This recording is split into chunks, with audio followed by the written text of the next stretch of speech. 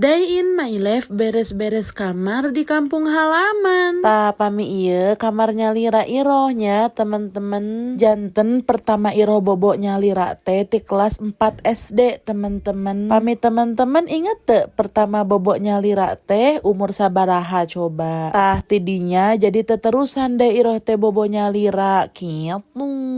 Teman-teman aya nu terang teu sih obat anu ampuh pisan pikeun pilek teh naha namina. Soalnya pasti teman-teman ge terangnya iroh teh sering pisan ieu teh pilek teh. Tos diobatan ge hayuh we dongkap deui pilek teh. Bingung teh ieu kudu ngainum obat naon gitu. Piraku atunya teman-teman kudu nginum baygon mah lain ampuh deui atuh eta mah nu aya bablas kos nama eta mah. Tapi memang pilek na teh teu lami-lami teman-teman, paling sadinten 2 dinten. Tapi teu lami dongkap deui sok bingung kitu.